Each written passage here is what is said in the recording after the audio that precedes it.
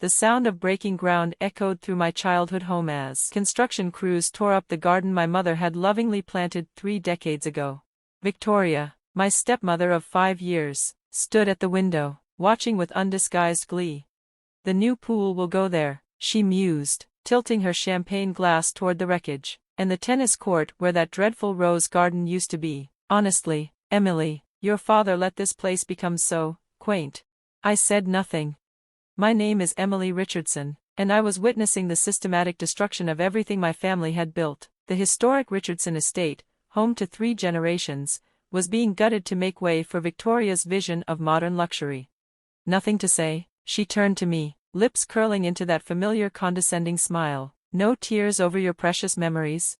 I studied her carefully, the designer dress worth more than most people's mortgages, the diamond ring that had replaced my mother's modest one, the architectural blueprints sprawled across what used to be my father's antique desk. "The renovations look lovely," I said evenly. "I'm sure it will be beautiful." She hesitated, thrown by my composure.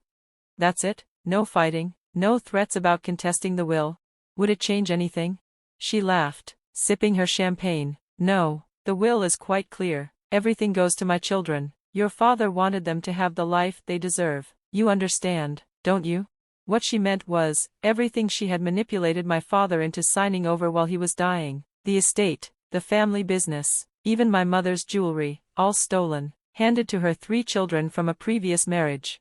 "Of course," I replied, picking up my bag. "I should let you get back to your plans." "Don't be like that," she called as I reached the door. "You can still stay in the guest house. That's more than generous, considering." I paused. I thought of Sunday dinners in this house, the Christmas mornings, the echoes of laughter she was so eager to erase. "Thank you, Victoria, you're too kind."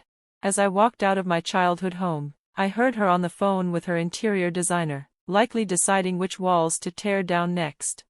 What she didn't know was that I had discovered her deception 3 months ago, right after she started tampering with my father's medication, keeping him confused and compliant. The drive into Boston was quiet. Through the car window, familiar landmarks passed, places I had seen through the back seat of my parents' car before cancer took my mother, before Victoria arrived to take care of my grieving father. My phone buzzed, a message from Marcus, my father's former business partner and one of the few people who knew what I was planning. "Is it done? Phase 1 complete, she suspects nothing." Marcus was one of 3 people who had seen through Victoria's carefully crafted facade, the devoted nurse, the loving wife, the selfless mother who only wanted to unite our families. I pulled into my law office's parking garage, my thoughts dark. If Victoria had been honest, things might have turned out differently, if she had loved my father instead of using him as a means to an end. The elevator doors slid open, revealing my office. Inside, Peter, my investigator, was waiting with Dr. Chen, my father's real oncologist. "Everything's in place," Peter said as I stepped inside. "We're just waiting for your signal." I nodded, setting my bag down. Laid out before me was the evidence, medical records showing the suspicious changes in my father's treatment, security footage, and most importantly, a copy of the real will my father had signed before Victoria got her hands on him. "How long until she realizes?" Dr. Chen asked, his face tight with anger. "She won't," I said, "not until the renovations are done. That's all she cares about, turning my family home into her personal showcase." I thought back to the beginning. At first, Victoria had seemed perfect, a private nurse, compassionate and attentive. She had arrived when I was consumed with work, too distracted by grief to see the signs, the way she isolated my father from his friends, the subtle changes in his medication, the manipulation that turned him against me. "Show me the timeline," I said to Peter. He pulled up the detailed plan on my screen. "Phase 1 is complete. She believes you've given up. Phase 2 begins next week when the contractors start the major renovations." "And the evidence?" I turned to Dr. Chen. He handed me a thick folder. "It's all here, altered prescriptions, tampered medications, even security footage of her switching his pills." I exhaled slowly, steadying myself. Victoria thought she had won. She had no idea what was coming. I opened the folder, carefully examining the evidence we had gathered. Victoria thought she had orchestrated the perfect plan: marry a wealthy widower, manipulate him into rewriting his will, then wait for cancer to do the rest. What she hadn't accounted for was my father's foresight, or my determination to protect his true legacy. My phone buzzed. A message from Victoria. The demolition crew starts on the East Wing tomorrow. Be sure to remove anything you want to keep. Wouldn't want your precious memories ending up in a dumpster. I turned the screen toward my team. Peter exhaled sharply. She really thinks she's won. Are you sure about the timing? He asked. We could move now, stop the renovations before. No, I cut him off. Let her commit fully. Let her sink every penny into tearing down my family's history. The higher she builds her dream, the harder it'll fall. The day of Victoria's mansion warming party dawned bright and clear. From the small guesthouse, my guesthouse, I watched as a parade of luxury cars rolled up the driveway. Boston's elite stepped out, dressed in designer suits and cocktail dresses, eager to admire the masterpiece my stepmother had crafted from the ruins of my home. My phone buzzed. A message from Marcus. Everything's ready. Judge Thompson just signed the papers. Perfect timing, I replied, smoothing out the dress I had chosen for the occasion. Victoria had insisted I attend, likely another attempt to parade me around, to frame my continued presence as an act of benevolence rather than what it truly was, my right. When I entered the house, I barely recognized it. The cozy living room where I'd once curled up with my father had been erased, replaced by cold marble floors, towering glass panels, and abstract art meant to impress rather than comfort. Exactly as Victoria had planned. Emily, darling, her voice rang out, sickly sweet as she air-kissed my cheek. So glad you could join us, everyone. This is my stepdaughter, she lives in the guest house. The way she said it made it sound like an act of charity rather than the theft it truly was. Her 3 children, James, Sophia, and Michael, stood nearby, dressed in designer clothes bought with my father's money. Mother, Sophia said, smirking, tell them about the pool house plans.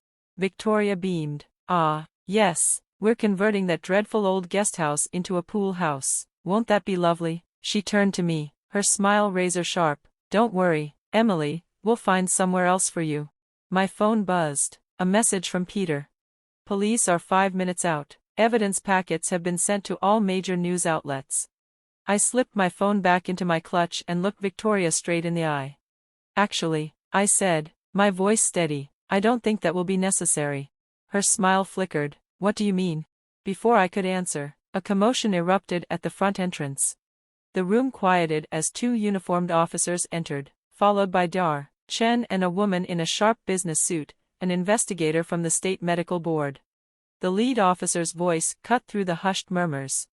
Victoria Richardson, we need to speak with you regarding serious allegations of medical malpractice and fraud. The color drained from Victoria's face. Emily, what is this? Her voice wavered. I met her gaze, unflinching. This, I said, is justice. Dar, Chen stepped forward, holding up the thick folder, the one containing all the evidence of her crimes. We have documentation of systematic medical abuse, he stated, tampering with prescriptions, altering medication doses, deliberately keeping your husband in an impaired state while you manipulated his legal affairs. Gasps rippled through the room. Victoria's fingers tightened around her champagne glass. That's ridiculous, she snapped. I was his nurse, I took care of him. You drugged him, Dar, Chen corrected coldly. Victoria's grip slipped, and the glass shattered against the floor. The first crack in her perfect facade. And I couldn't wait to watch it all come crumbling down. I agree, I said, my voice steady. You took very good care of making sure he was too drugged to understand what he was signing. The medical board investigator flipped open her file and began reading from her documents, listing each violation in cold, clinical detail. With each charge, Victoria's composure cracked further, her perfect facade crumbling before the assembled guests. But the will, she sputtered, her wide eyes darting around in desperation. The will is legal. Everything belongs to my children. About that, Marcus interjected, stepping forward. In his hand was another document, the real will. This is my father's true last will and testament, witnessed and notarized 3 months before you began altering his medication. A hush fell over the room. Victoria's children, their smug confidence evaporating, inched toward the door. But Peter and 2 officers were already there, blocking their escape. We also have evidence of financial fraud, Peter continued. Multiple transfers from Mr. Richardson's accounts while he was medically incapacitated. The FBI is very interested in those transactions. A ripple of gasps swept through the guests. Phones emerged from purses and pockets, eager to capture every humiliating second of Victoria's downfall. What had started as a grand society event was quickly devolving into her public execution. Emily, she tried again, her voice thin with panic. You don't understand, your father wanted. My father, I interrupted, my voice calm but unyielding, wanted his estate preserved, not demolished. He wanted his family's legacy protected, not sold off to fund your children's lifestyle. As if on cue, another officer entered, carrying more paperwork. Mrs. Richardson, he announced, we have a warrant to seize all financial records and freeze all associated accounts pending investigation. Chaos erupted. But my tuition. Sophia wailed. My new car. James exclaimed. The renovations, Michael muttered, looking around at the half-finished construction as realization set in. All paid for with stolen money, I said, my tone merciless. Money you'll have to pay back. Victoria lunged at me, her manicured hands curled into claws. But before she could reach me, the officers restrained her. As they pulled her back, her mascara ran in black streaks down her cheeks. You planned this. All of it, she shrieked, her voice raw with fury. Yes, I said simply. Just like you planned to steal everything from me. The next few hours were a whirlwind of movement and noise. The guests fled, whispering and recording as they went. Victoria and her children were taken in for questioning. The contractors, realizing their payments were likely fraudulent, began packing up their equipment. By the time the house was quiet, I found myself standing in my father's study, the one room Victoria hadn't managed to gut. Marcus entered, holding a letter. The medical board is revoking her nursing license, he reported. And the DA is looking at criminal charges. I ran my hand over the polished wood of my father's desk, exhaling. And the estate? It reverts to you, as per the original will, Marcus confirmed. The judge was clear, any changes made while your father was being improperly medicated are invalid. I nodded, absorbing it all. Then Marcus held out the letter. Your father wrote this before Victoria started changing his medications. I think you should read it. I unfolded the paper carefully, my breath catching at the sight of his familiar handwriting, strong and steady, untouched by the drugs Victoria had forced upon him. My dearest Emily. If you're reading this, then my suspicions about Victoria were correct. I'm sorry for any pain this has caused you, but I needed to protect our family's legacy. The changes in my medication, the way she isolates me, I know something isn't right. I've left everything set up for you to expose the truth when the time is right. Marcus has all the documentation you'll need. The security cameras I had installed will show everything. Remember what I taught you, sometimes you have to let people think they've won before they can truly lose. I love you, and I'm proud of you, Dad. Tears blurred the words as I pressed the letter to my chest. Even through the fog of manipulation and control, my father had fought to protect what mattered most. The next few weeks passed in a blur of legal proceedings and media coverage. Victoria's perfect image was obliterated as the truth came to light. Her children, eager to save themselves, turned on her, each scrambling for a plea deal. The contractors returned, not to demolish, but to restore. Under my direction, they carefully stripped away Victoria's soulless renovations, bringing back the warmth and history my family had built over generations. One evening, a month after the dust had settled, I sat in my father's study, flipping through old family photos, images of laughter and love, untouched by Victoria's greed. Marcus knocked on the door, holding up a familiar bottle. Found this in the cellar, he said. Your father's favorite vintage. Thought it was time for a proper celebration. I smiled, remembering the many nights my father and I had sat in this very room, glasses in hand, talking about the future. Marcus poured the wine, raising his glass. To your father, he said. I shook my head, lifting my own glass. No, I corrected, my voice strong.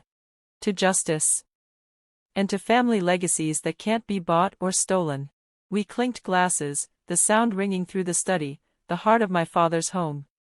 A home that was finally, truly, mine again.